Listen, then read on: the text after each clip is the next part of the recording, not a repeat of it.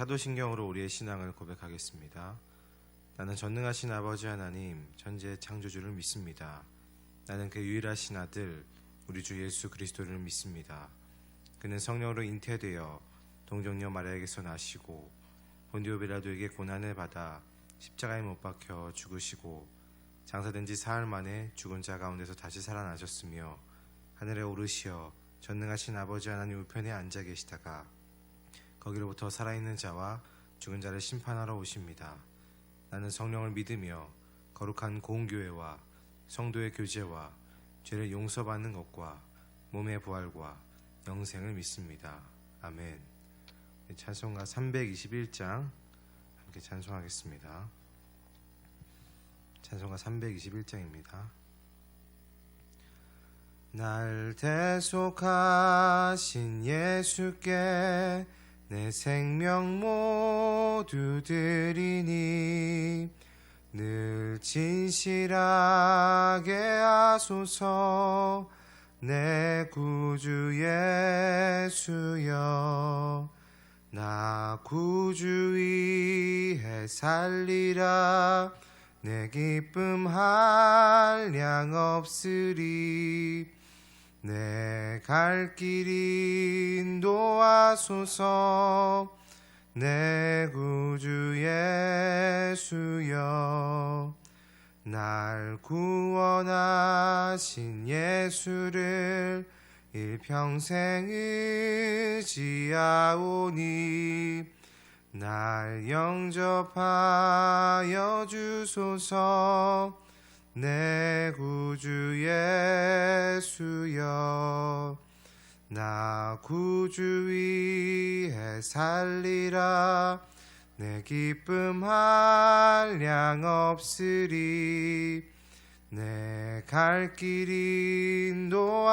인도하소서.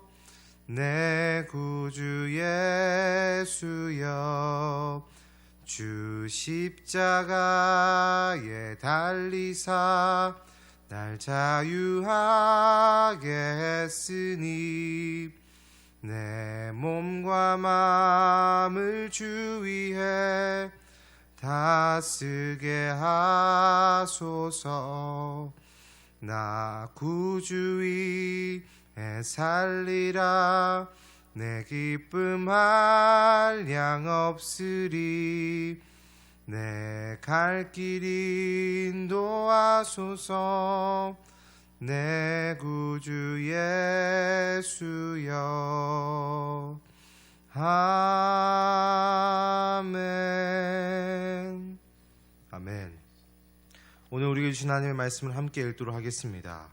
우리 베드로전서 3장 13절에서부터 22절까지의 말씀입니다. 베드로전서 3장 13절에서부터 22절까지의 말씀을 한 절씩 교독함으로 하나님의 말씀을 읽도록 하겠습니다. 또 너희가 열심으로 선을 행하면 누가 너희를 해하리요. 그러나 의를 위하여 고난을 받으면 복 있는 자니 그들이 두려워하는 것을 두려워하지 말며 근심하지 말고 너희 마음에 그리스도를 주로 삼아 거룩하게 하고 너희 속에 있는 소망에 관한 이유를 묻는 자에게는 대답할 것을 항상 준비하되 온유와 두려움으로 하고 선한 양심을 가지라. 이는 그리스도 안에 있는 너희의 선행을 욕하는 자들로 그 비방하는 일에 부끄러움을 당하게 하려 함이라. 선을 행함으로 고난받는 것이 하나님의 뜻일진데 악을 행함으로 고난받는 것보다 나으니라. 그리스도께서도 단번에 죄를 위하여 죽으사 의인으로서 불의한 자를 대신하셨으니 이는 우리를 하나님 앞으로 인도하려 하심이라. 육체로는 죽임을 당하시고 영으로는 살리심을 받으셨으니 그가 또한 영으로 가서 옥에 있는 영들에게 선포하시니라. 그들은 전에 노아의 날 방주를 준비할 동안 하나님이 오래 참고 기다리실 때에 복종하지 아니하던 자들이라. 방주에서 물로 말미암아 구원을 얻은 자가 몇 명뿐이니 겨우 8명이라. 물은 예수 그리스도께서 부활하심으로 말미암아 이제 너희를 구원하는 표니 곧 세례라. 이는 육체의 더러운 것을 제하여 버림이 아니요 하나님을 향한 선한 양심의 간군이라. 그는 하늘에 오르사 하나님 우편에 계시니 천사들과 권세들과 능력들이 그에게 복종하느니라. 아멘. 네, 우리 어느덧 베드로전서도 이 중반부를 넘어서 가고 있습니다. 이 오늘 본문을 보면서 제가 마음에 와닿았던 단어가 있었는데 그것은 복이 있는 자라는 표현, 이런 단어입니다. 예수님을 믿는 사람이든 믿지 않는 사람이든 모두 복을 받고 싶어 합니다. 아마 복 받는 것을 마다하는 사람은 이 세상에 아무도 없을 것입니다. 모든 사람들은 복을 받고 싶어 합니다. 그러나 복의 기준은 사람마다 전부가 다 다르죠. 어떤 이들은 많은 재산을 모으는 것이 복이라고 생각할 수도 있고, 또한 어떤 이들은 건강한 것이, 그리고 어떤 이들은 자식들이 성공하는 것이 복이라고 생각할 수도 있겠습니다. 우리나라도 이 오복이라고 해서 장수하고 부유하게 살며 우환이 없고 하늘의 보살핌을 받으며 자손이 많은 것을 복이라고 하듯이 나름의 복의 기준이 정해져 있다라는 것입니다. 자, 그렇다면 여러분, 이 성도들에게 있어서 복은 무엇일까요? 실은 성도들의 삶은 복과 아주 밀접하게 연결이 되어 있습니다. 특별히 우리는 무엇을 받아들여 구원받고 하나님의 자녀가 되었습니까? 바로 복된 소식인 복음을 듣고 믿어 구원을 받고 하나님의 자녀가 되었습니다. 자, 그렇다면 복음이란 무엇입니까? 바로 죄악된 우리가, 절대 복을 받을 수 없는 이 죄인된 우리가 예수 그리스도를 믿고 하나님으로부터 용납함을 받음으로 죄를 지었음에도 용서받고 은혜를 입었다라는 것이 바로 복음입니다. 이러한 복음을 어제 본문에서는 베드로는 이렇게 설명했습니다. 악을 악으로 욕을 욕으로 갚음을 당하지 않았다라고 이야기를 하죠. 실로 우리는 하나님을 인정하지 않고 하나님을 대적하고 내가 하나님이 되는 삶을 꾸준히 살았음에도 하나님께서는 그 아들 예수를 보내심으로 우리에게 악을 악으로 욕을 욕으로 갚지 않으시고 도리어 우리를 용서해 주심으로 인해서 선한 일을 행하셨습니다. 그리고 그 예수를 믿음으로 말미암아 우리가 구원받게 되었습니다. 그래서 이러한 복을 받은 자들, 이러한 사랑을 받은 우리들도 그 받은 만큼 그 복된 삶을 살아가고 또한 사랑하면서 살아가는 것이 당연한 것이죠. 그것이 복음을 받은 자들에게 요구되는 당연한 의무라고 베드로는 말하고 있습니다. 그래서 오늘 본문에서는 이러한 성도들의 당연한 의무와 부르심에 대해서 설명하면서 단지 복을 누리는 것뿐만이 아니라 이 복을 전하는 자의 부르심이 과연 무엇인지, 또한 어떻게 성도들이 이 복을 전하면서 살아가야 할지에 대해서 권면하고 있는 본문입니다. 우리 함께 먼저 우리 13절부터 15절을 읽도록 하겠습니다. 읽겠습니다. 또 너희가 열심히 선을 행하면 누가 너희를 헤아리오. 그러나 의를 위하여 고난을 받으면 복이 있는 자니 그들이 두려워하는 것을 두려워하지 말며 근심하지 말고 너희 마음에 그리스도를 주로 삼아 거룩하게 하고 너희 속에 있는 소망에 관한 이유를 묻는 자에게는 대답할 것을 항상 준비하되 온유와 두려움으로 하고. 아멘. 그 앞 문맥인 2장 8절부터 12절까지 베드로는 성도들에게 세상에서 악을 악으로 욕을 욕으로 갚지 말라고 권면했습니다. 그리고 그러한 삶이 복된 삶이다 라고 선포한 바 있죠. 아까도 이야기했듯이 성도들은 복을 누리는 것뿐만이 아니라 이 복을 전하는 자로서 부르심을 받았습니다. 그래서 이어지는 13절부터는 이 복된 삶을 전하는 순서, 즉 복음을 전하는 순서에 대해서 베드로가 알려주기 시작하는데요. 이 순서가 굉장히 중요합니다. 여러분 혹시 이 전도를 해본 적이 있으십니까? 이 말씀을 준비하면서 저는 이 고등학교 때의 수련회에서 많이 은혜를 받고 친한 친구, 반에 있는 친구를 전도하려고 무진 애를 썼던 때가 기억이 났습니다. 이 학교 책상에 일부러 보이라고 제가 성경책을 놓을 때도 있었고, 또 무슨 말만 하면은 이 교회 이야기를 하려고 애쓰고, 그래서 학창시절 때 욕도 굉장히 많이 했지만 욕도 하지 않게 되고, 또 어떻게든 친절하게 친구들을 대하려고 했습니다. 그리고 어떤 요구를 했을 때에 그래 내가 그렇게 해줄게 하면서 흔쾌히 그 요구를 들어주면서 굉장히 노력을 많이 했던 것 같습니다. 그런데 그때 친구들의 반응이 어땠는 줄 아십니까? 굉장히 저를 놀리고 되게 업신 여기더라고요. 그리고 어떤 친구는 너가 나중에 목사가 되면은 내가 그 교회는 한번 나가볼게. 하지만 그 전까지 내가 교회 나간 일은 없을 거야. 뭐 이렇게 이야기를 했습니다. 그 말은 무슨 말입니까? 이 교회를 안 나가겠다. 그러니까 나한테 이제 교회 얘기하지 마. 예수님 얘기하지 마. 라는 그러한 의도를 가진 그런 말이죠. 당시 그 말을 들었을 때 저 또한 이 목사가 될 생각은 실은 꿈도 꾸지 않았는데 이제는 그 친구가 약속을 지킬 때가 된 것 같습니다. 네, 어쨌든 그래서 친구들이 놀리는 게 너무 힘들어서 뭐 한 6개월 정도, 한 몇 개월 그렇게 했던 것 같아요. 이렇게 하다가 아예 이제 이야기해도 안 되는구나. 아무리 이렇게 얘기를 해도 안 되는구나 하면서 그 교회 이야기, 예수님을 전하는 것을 더 이상 꺼내지 않았던 그런 슬픈 기억이 있습니다. 물론 이러한 고난은 오늘 말씀에 나온 베드로가 말하는 그 의를 위하여 고난을 받는 것에 뭐 축에도 못 끼겠지만 이 분명한 것은 진짜 실제로 이 복을 전할 때에 고난과 고통이 있다라는 것입니다. 여기까지인가 보구나. 나머지는 뭐 주님이 알아서 해주시겠지. 쟤네들은 안 되는구나 하는 그러한 시점이 있다는 거죠. 그런데 베드로는 바로 그때에 포기하지 말고 그때가 복음을 전할 기회라고 이야기해 주는 것입니다.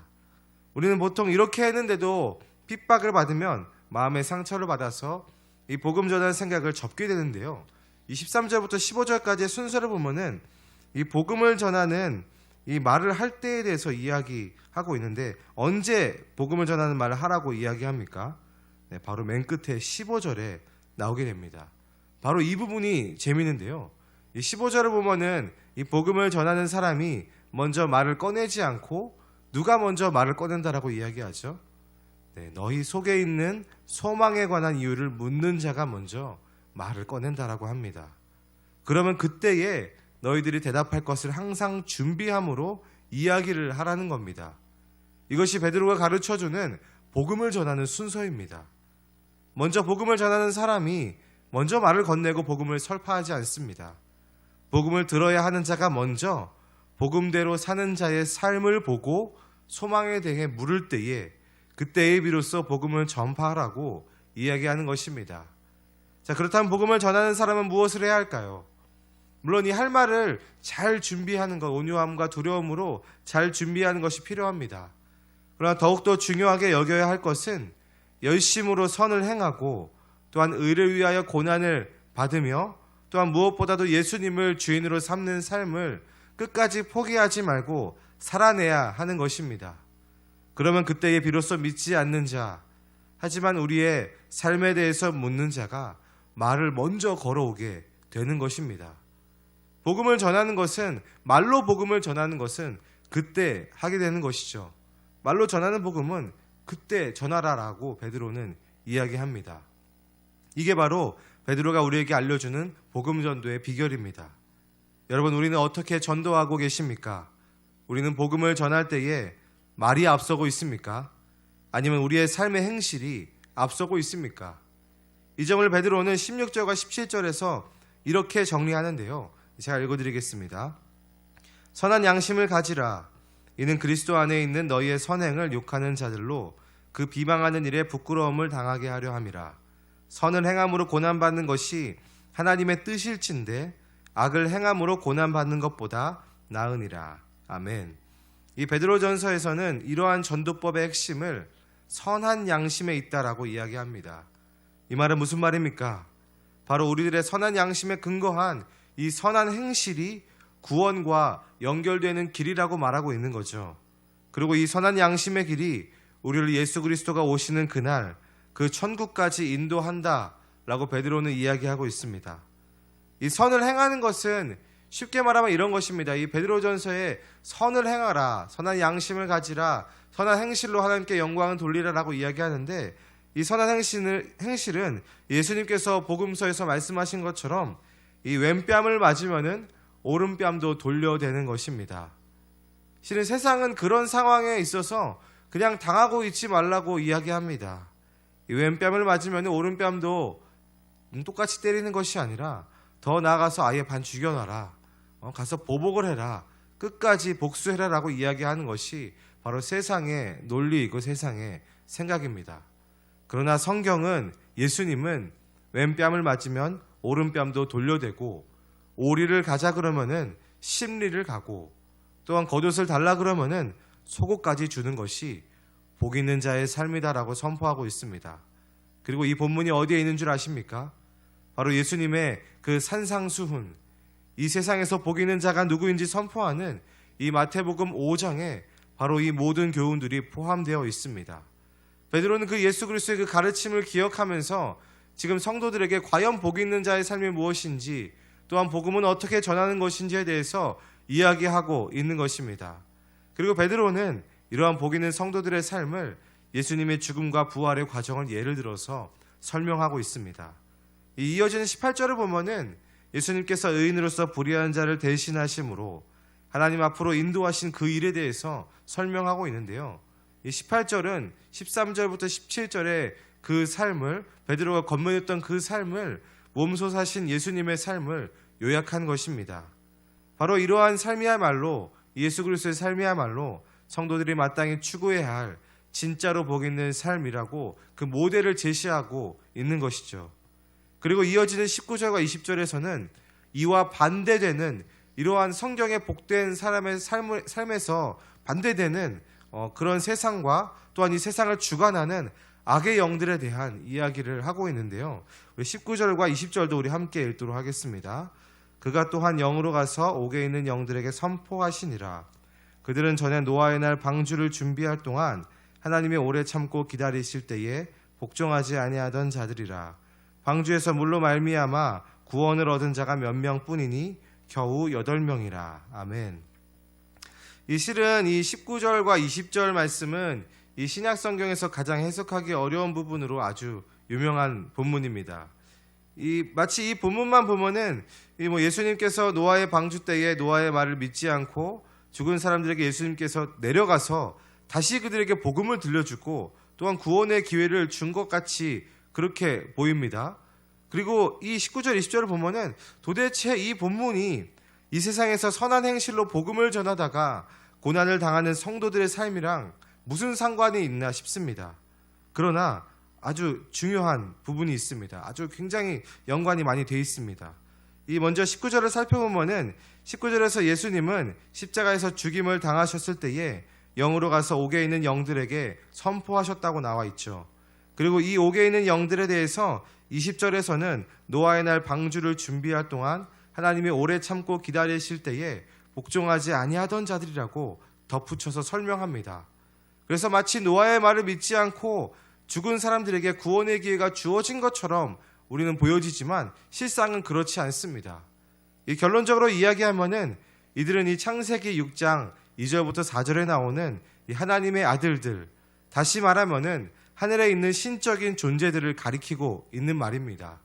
즉 하늘에서 쫓겨난 천사들, 에베소서의 표현을 빌리자면 어둠의 세상 주관자들과 하늘에 있는 악의 영들을 말하고 있는 것입니다. 그런데 굳이 왜 이들이 등장할까요?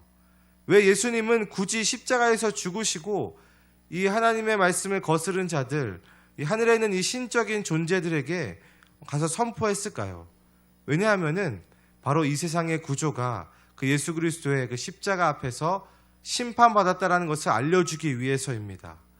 이 세상의 구조는 악을 악으로 갚고 욕을 욕으로 갚는 것이 이기는 것이고 승리하는 것이다라고 이야기하죠. 세상은 그렇게 살아야 하는 것이 정상이고 그래야지만 복 있는 사람이다. 그래야지만 조금이라도 더 이 세상에서 복을 누릴 수 있다라고 이야기하지만 예수님께서는 십자가에 달려 죽으시고 영으로 세상을 주관하는 그 악한 영들에게 가셔서 이렇게 이야기하는 겁니다. 그러한 세상은 끝났다. 그러한 잘못된 복의 기준은 이제 십자가 아래서 모두 무너졌다.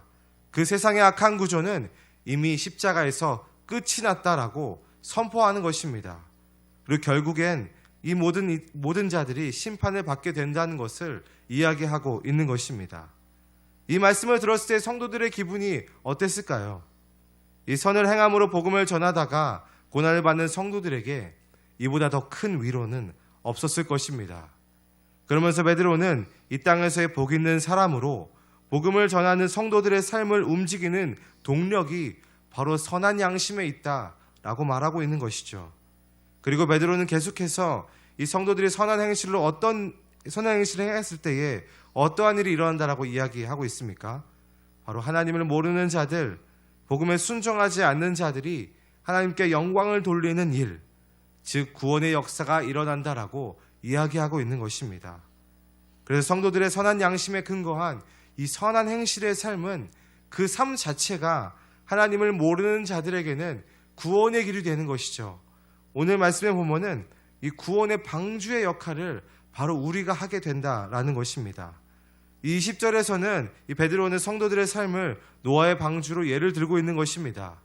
우리들의 삶을 통해 믿지 않는 자들이 하나님을 만나고 구원을 받는 것입니다. 이 말씀을 정리하겠습니다.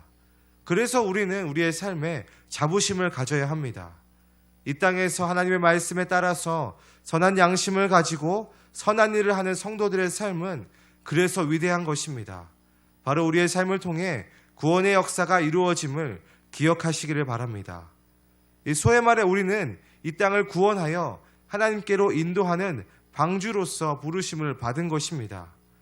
우리가 이 창세기에 이 방주가 지어질 때의 그 묘사한 그 영화들을 보면은 그 지어지는 과정이 굉장히 고단합니다.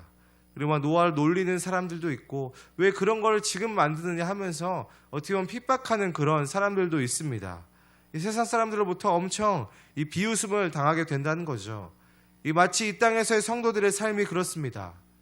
그러나 그 방주에 타는 것 외에는 하나님의 심판으로부터 건져낼 것이 아무것도 없었듯이 우리의 삶도 그렇게 사용된다라는 것이죠.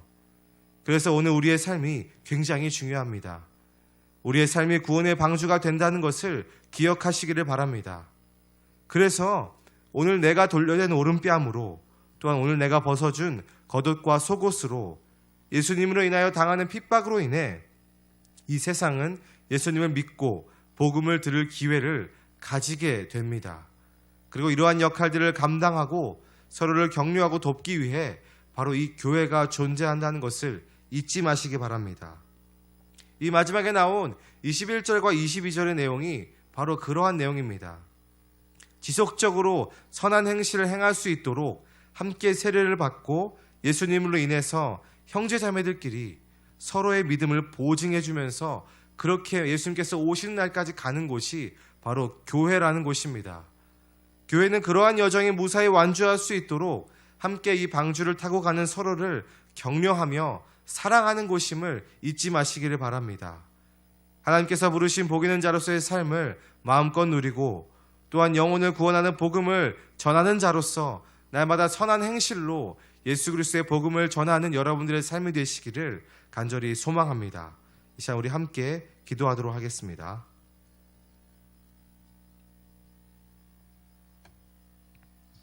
우리 시간 함께 기도할 때에 우리 첫 번째로 이렇게 기도합시다.